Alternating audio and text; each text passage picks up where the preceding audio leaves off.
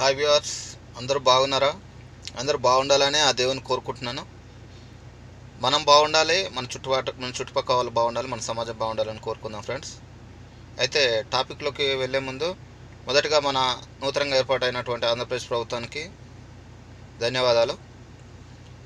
ఆ, అయితే వారు ఎలక్షన్ల ముందు వారు ఇచ్చిన హామీలు ఏమైతే ఉన్నాయో అందులో మొదటగా మన ముఖ్యమంత్రి నారా చంద్రబాబు నాయుడు ప్రమాణ స్వీకారం చేసిన ఎమ్మటే ఒక 5 సంతకాలపై సంతకం పెట్టడం, 5 ఫైల్స్పై సంతకాలు పెట్టడం జరిగింది. అందులో ఒకటి ఏంటంటే మన పెన్షన్కి సంబంధించింది. వారు చెప్పడం జరిగింది ఎలక్షన్ల ముందే. వాళ్ళు ఏది మన ఎలక్షన్లో క్యాంపెయినింగ్ చేసే టైంలోనే చెప్పడం జరిగింది, మేము గెలిస్తే 3,000 కాదండి 4,000 ఇస్తామని చెప్పి అర్హులందరికీ, పెన్షన్దారులందరికీ 4,000 ఇస్తామని చెప్పడం జరిగింది. దాంతోపాటు గత 3 నెలల నుంచి 3,000 వస్తుంది. 3,000 కాకుండా ఎలక్షన్ల ముందు నుంచి మేము గెలిస్తే ఒక 3 నెలల ముందు నుంచే మేము 1,000 కలిపి 7,000 ఇస్తామని చెప్పడం జరిగింది.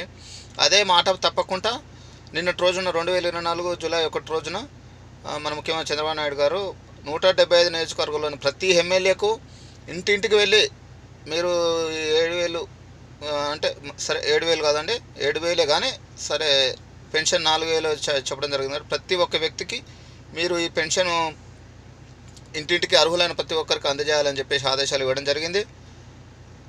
అయితే దీన్ని మనం అందరం స్వాగతించాలి బాస్. ఎందుకంటే వారు అధికారం రాకముందు నుంచి ఒక 3 నెలల ముందు నుంచే 1,000 కల్పిస్తాము, ఈ నూతనంగా గవర్నమెంట్ ఏర్పాటైన నెల నుంచి 4,000 ఇస్తామని చెప్పడం జరిగింది. ఆ 4,000 3,000 కలిపి 7,000 ఇవ్వడం జరిగింది. అయితే మన కొన్ని నియోజకవర్గాల్లో మాత్రం కొంతమంది ఎమ్మెల్యేలు చాలా గుడ్ పర్సన్స్, అంటే మంచిగా పనిచేస్తున్నారు బాస్. ఎందుకంటే ఉదాహరణకు రామానాయుడు లాంటి వ్యక్తి, వారు ప్రతిపక్షంలో ఉన్నప్పుడు అట్లాగే పనిచేసారు, ఇప్పుడు అధికారంలోకి వచ్చినప్పుడు కూడా అట్లనే పనిచేస్తారు. ప్రతిపక్షంలో ఉన్నప్పుడు కూడా వారి యొక్క నియోజకవర్గంలో ప్రజలను కానీ వారి యొక్క నియోజకవర్గాన్ని కానీ ఏ మాత్రము నిర్లక్ష్యం చేయకుండా మంచి పని చేసారు బాస్. వారు మంచి, అందుకని భారీ మెజార్టీతో గెలిచారు.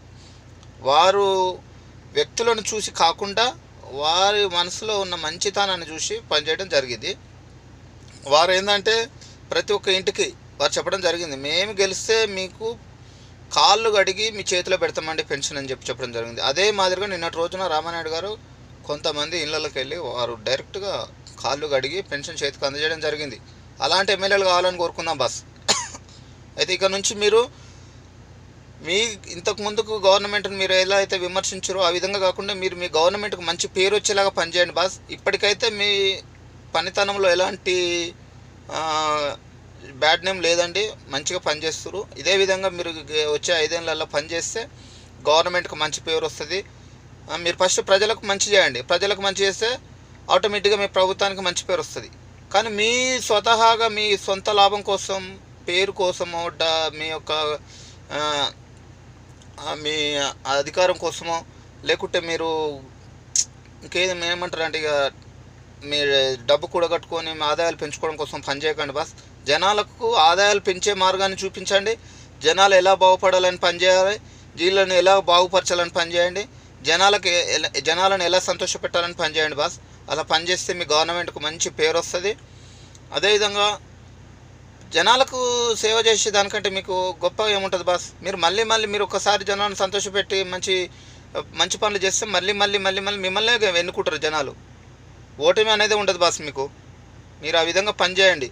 కానీ విర్రవీగి గత ప్రభుత్వంలో చేసిన విధంగా ఎమ్మెల్యేలు కేసులు పెట్టడము, కక్షపూర్త రాజకీయాలు చేయడం మీరు చేయకండి బాస్. వారు ఏదో తప్పు చేసిరని మీకు మనసులో ఉన్నా కానీ దాన్ని వదిలేసుకోండి. ఆ మేరకు మీరు పనిచేయదు బాస్. మంచి ఉద్దేశంతో, మంచి ఆలోచనతో పనిచేయండి.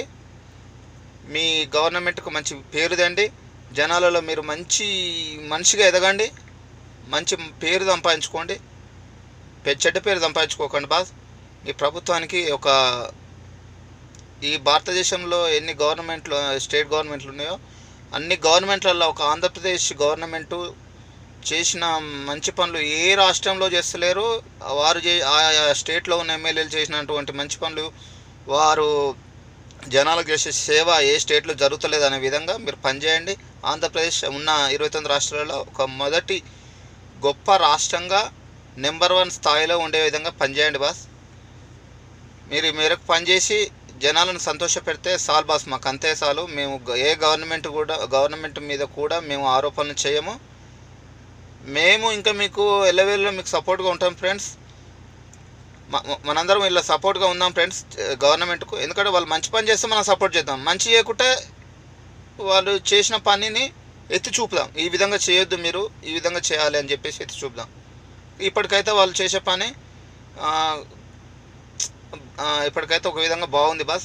ఇదే కంటిన్యూ చేసుకుంటా వచ్చే 5 ఏళ్లలో కూడా మీరు ఒక మంచి ప్రభుత్వానికి ఒక మంచి గుర్తింపు ఉందండి, మంచి పేరు ఉందండి.